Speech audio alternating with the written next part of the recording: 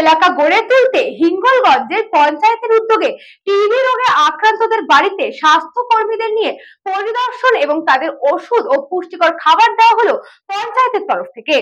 হিঙ্গলগঞ্জের স্যান্ডেলবিল গ্রাম পঞ্চায়েত এলাকার ঘটনা। এলাকায় একটি কঠিন রোগে আক্রান্ত হয়েছে 3 জন। তাদের চিকিৎসা চলছে সরকারি উদ্যোগে।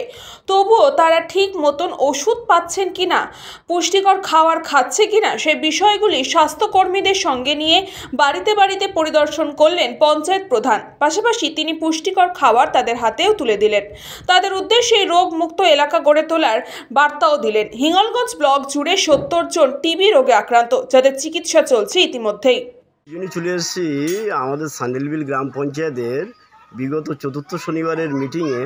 আমি রিপোর্ট পেয়েছিলাম 3 জনের টিবি আক্রান্ত হয়েছে, টিবি রোগে আক্রান্ত হয়েছে।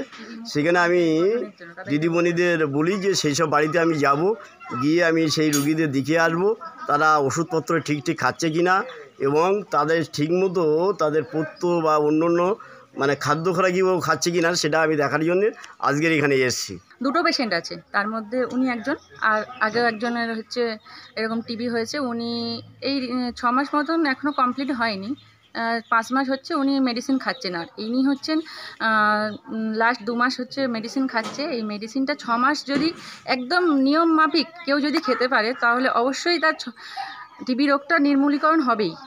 স্যান্ডেলবিলির প্রধান আর হসপিটাল থেকে দিদিমণিরা, হাসপাতাল থেকে দিদিমণিরা কি দিল আপনার হাতে? ওই হরলিক্স, বিস্কুট, ডাল, সয়াবিন, এইসব অনেক রকম খাদ্য দিয়েছে। কেমন লাগছে আপনার? আপনার কেমন লাগছে বলুন? ভালো। হিঙ্গলগঞ্জ থেকে সুকান্ত দাসের রিপোর্ট, নিউজ বঙ্গ টাইম।